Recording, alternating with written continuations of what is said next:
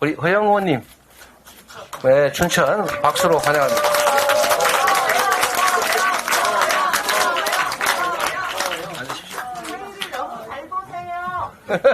아, 사회 자주 보세요? 팬이신 것 같은데? 한번 인사 한번 하시죠. 네, 그때 사회를 진짜 마음으로 봐서 잘 봐주신 것 같습니다.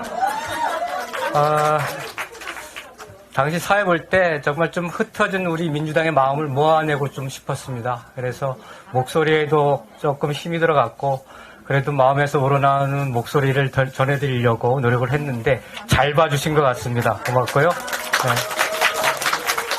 네. 춘천에서 70년 만에 민주당의 이름으로 당선되고 김준태를 몰아낸 춘천의 허영입니다.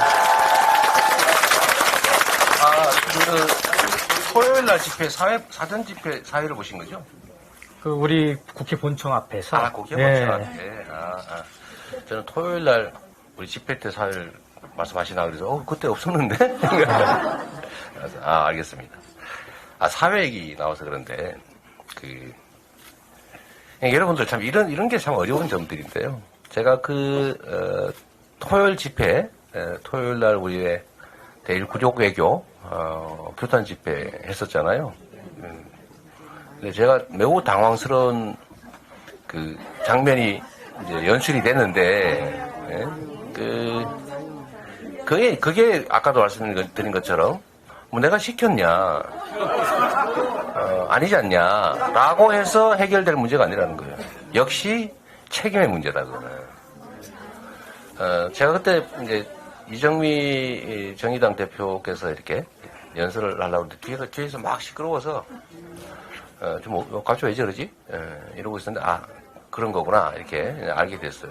알게 됐고 연설이 잠깐 중단되고 그 연설 도중에 계속 이제 시끄러운 소란이 벌어졌는데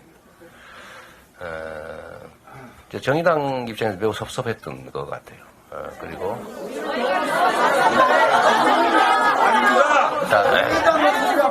자, 여러분, 잠깐만. 네. 잠깐만요. 여러분.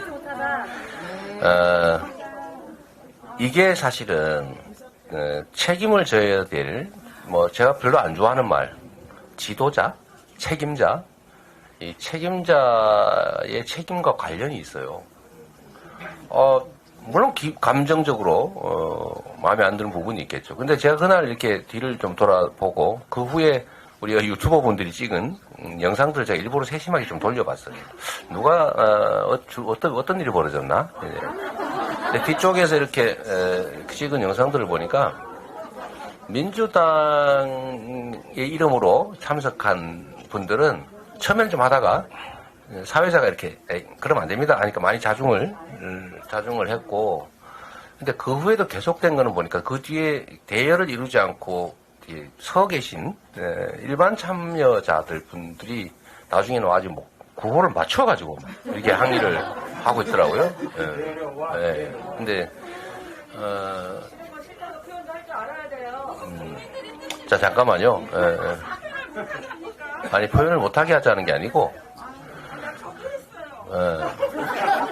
네, 여하튼, 이런 문제도, 그건 판단을 한번 해보십시오. 저도 여러분들한테, 이 방송을 보시는 분들이나, 이 자리에 계신 분들한테 제가 강요할 수 있는 입장은 아니잖아요. 그죠? 지시할 수 있는 입장도 아니고, 다만, 제가 말씀드리고 싶은 건 이런 거예요.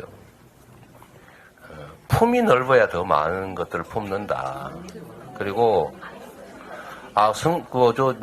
내 감정대로만 하는 게 종국적으로 도움이 될까? 지금 국회에 이제 의석 분포상 김건희 특검을 또는 50억 클럽 특검 이런 걸 하려도 지금 법사위가 봉쇄되어 있기 때문에 정의당의 협조를 받지 않으면 할 수가 없는 상황이에요. 이런 현실적인 어려움뿐만이 아니고 우리 김근태 전 의장께서 그런 말씀 하셨잖아요. 민주대연합. 우리가 싸워 이겨야 될 상대 말고는 다 힘을 합치자. 근데 이것도 마음에 안 들고. 저런 형태도 마음에 안 들고 싫어 떼고 싫어 떼고 싫어 떼면 뭐가 남냐. 남는 게 우리밖에 안 남습니다. 근데 우리 안에서도 이건 달라 저건 틀려 이렇게 해서 떼는 거라면 결국 나밖에 안 남는다. 이걸 소위 마이너스 정치냐 더하기 정치냐 이런 이제 얘기도 관련이 있습니다.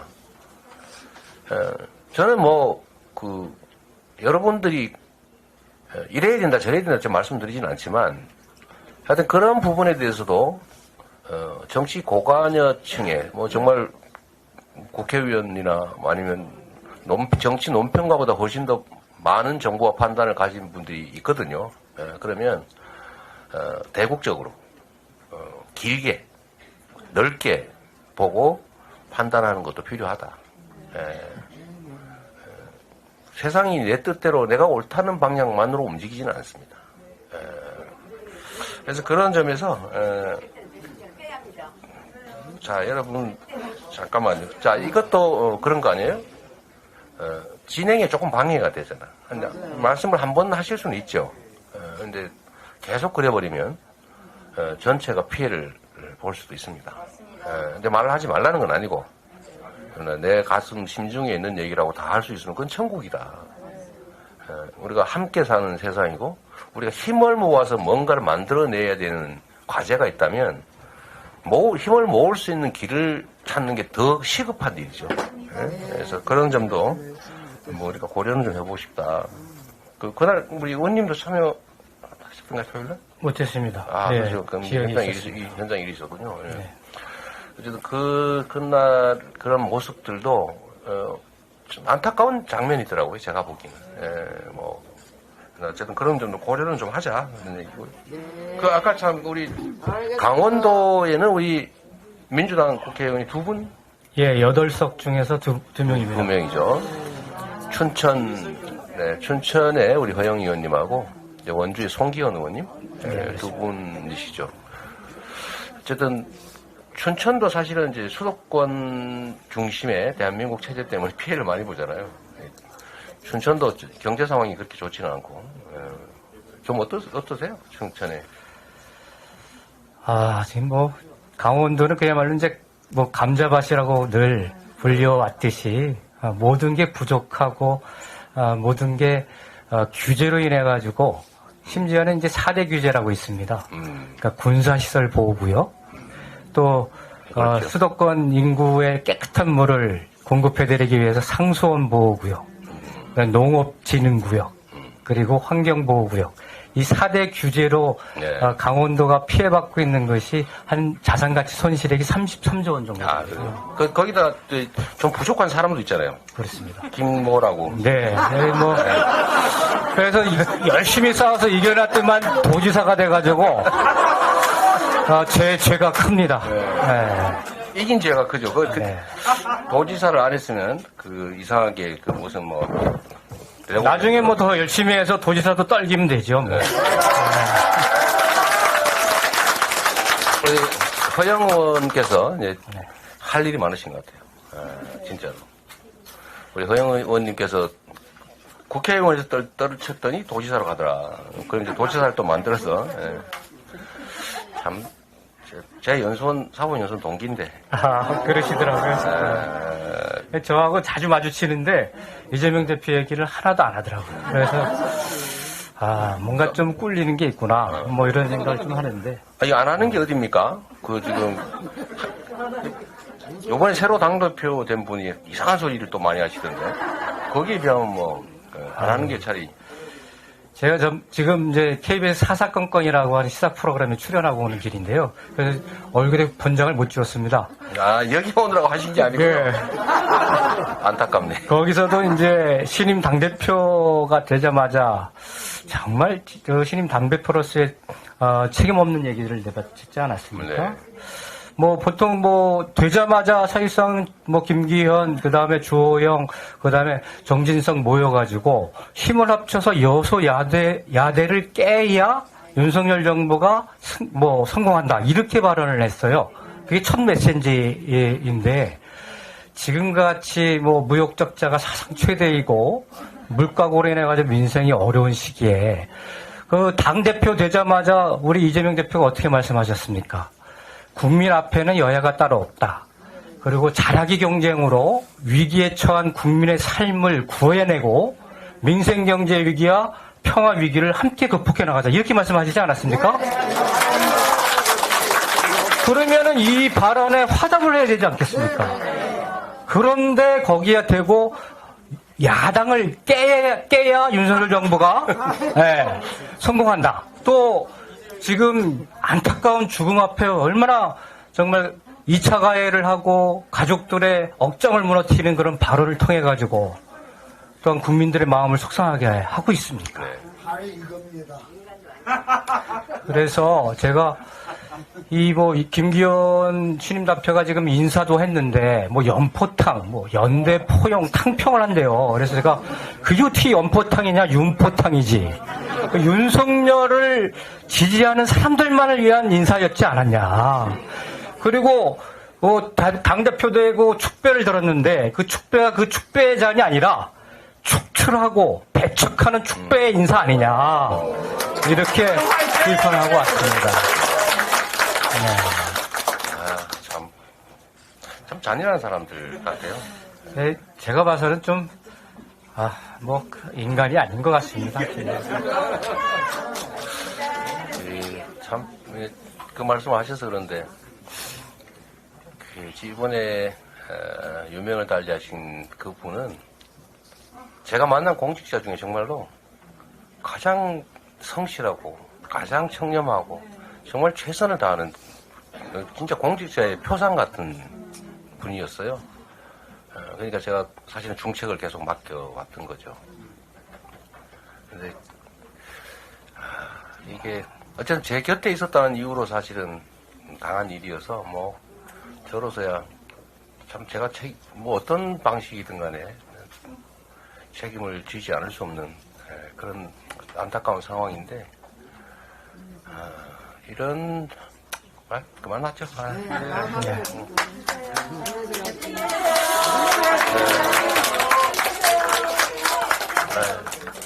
이게 그냥 저만 잡아가지고 제 어릴 때까지 지금 털고 있긴 하지만 저만 잡으면 되지. 저를 잡기 위해서 주변을 잡는 과정에서 이런 일이 자꾸 벌어져서 정말 안타깝고 죄송하고 그렇습니다.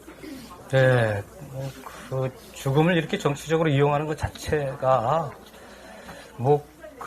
그들이 진짜 인격 살해를 하는 거 아니겠습니까? 그리고 제가 그렇게 말씀을 드렸어요. 김기현 당대표하고 윤석열 대통령하고 매월 2회 만난다. 그런데 당선된 후에 1년이 지났는데 160석의 이 야당 대표 한 번도 하지 않았냐.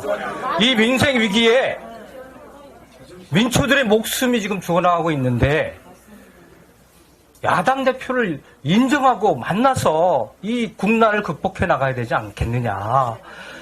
야당 대표도 만나지 않으면서 오히려 철천지 원수인 일본에 건너가서 간쓸게 다 내주고 지네들 우리가 받은 거 하나도 없이 모든 걸 다 내주고 이게 맞느냐. 가서 그쪽 총리 만나가지고 오므라이스 집에 가가지고 저녁을 먹는데요. 그래서 오므라이스만 오므라이스 먹는데? 네. 그래서 이번 한일 정상회담은 최대로 얻는 것은 오므라이스 밥이다. 이렇게 좀 생각을.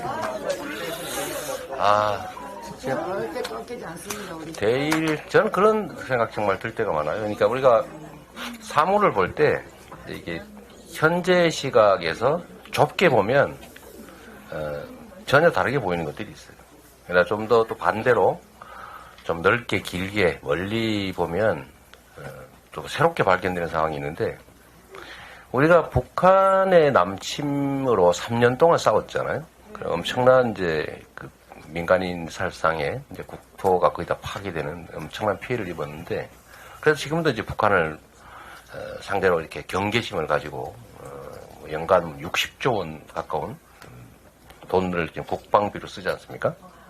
그리고 청년들이 정말 청춘을 바쳐서 장인들이 징병 돼가지고 병력 의무를 하고 있는데, 그럼 일본은 뭐냐? 이 남침하기 5년 전에요. 북한이 남침하기 5년 전까지 무려 36년 동안 이 국토를 강점해가지고 수백만 명이 국외로 탈출하고 수십만 명씩 뭐 위안부로 강제징용으로 끌려가가지고 뭐 전쟁터에서 죽고 광산에서 죽고 살해당하고 이랬지 않습니까? 그게 5년 전에 벌어진 일이에요. 5년 전에. 그러니까 사실 거의 동시에, 역사적 시각으로 거의 동시에 벌어진 일입니다. 거의 동시에 벌어진 일인데 차이가 5년밖에 안 나니까요. 그런데 지금 일본에 대해서 취하는 태도들이 뭐 잘못했다고 하는 바도 없고, 강제동원 없었다. 동원 없었으면 그럼 왜 문제가 되니까 뭐 너끼리 벌어진 일이다 이런 태도거든요. 자기들은 잘못한 게 없다. 중국하고 필리핀은 강제동원에 대해서 배상을 했더라고요. 배상했는데 이 한국에 대해서는 지금 배상을 안 하고 있는 거죠. 그리고 동원이 없었다라고 아예. 근데 거기에다가 대고 아무 양보 없는데 우리만 뭘 자꾸 갖다 바친 거잖아요. 그래서 누가 이걸 보고 이거 조공한 거나 마찬가지 아니냐. 이게 뭐냐. 결국은 국가와 국민의 자존심을 훼손하는 정말 굴욕적이고도 모욕적인 일들인 거죠. 그래서 일본 총리는 우리가 그렇게 표현했죠. 우리가 물컵에 반을 채웠으니까 반은 일본이 채우지 않겠냐 그랬더니 일본이 가뿐하게 물잔을 집어찼죠. 강제동원 없었다. 너끼리 하는 짓이다. 니들이 알아서 할 일이다. 그리고 이제 방문하는 거 허용한다. 정상회담 한번 해주겠다. 이렇게 된 거 아니겠습니까? 이거를 우리는 좀 길게 우리 후손들이 이 장면을 어떻게 기록할까 생각하면 사실은 그럴 것 같아요. 너네들은 뭐 했어? 우리 허영 의원은 뭐 했어? 이재명은 뭐 했어? 민주당은 뭐 했어? 이런 평가를 받게 되지 않을까 사실 매우 두렵습니다. 그럼 이렇게 죄송스럽죠. 그리고 최선을 다해서 막아내야 되고, 국민들의 준 힘을 이런 데 써야 된다고 생각을 하고요. 강원도 특별자치도 축하드리면서 여기서 종을 치도록 하겠습니다. 네. 마지막 한 말씀 꼭 드리고 싶습니다. 네. 이렇게 쭉 올라오는 글들 보니까 또 저에 대해서 이러쿵저러쿵 이러쿵 있어요? 그런 게 있는데 저는 뭐 그렇습니다. 저는 뭐 민주대연합을 주장을 했었던 김근태 의장님의 비서관으로 정치를 시작했고 그 원칙을 늘 가슴에 감고 당과 당대표 정도는 의리와 도리와 원칙을 갖고 지키면서 소신 있게 활동해 왔다고 생각을 하고 있습니다. 네. 앞으로도 그런 길을 갈 것이고요. 여러분들과 함께 또 당원들과 국민들의 그 가라 하는 길을 외면하지 않고 함께 가겠다고 하는 말씀을 아울러 드리겠습니다. 힘내십시오. 화이팅! 제가 잠깐만. 가시기 전에 여러분들이 잘 모를 중요한 정보를 하나 드리도록 하겠습니다. 우리 기본소득의 대가십니다.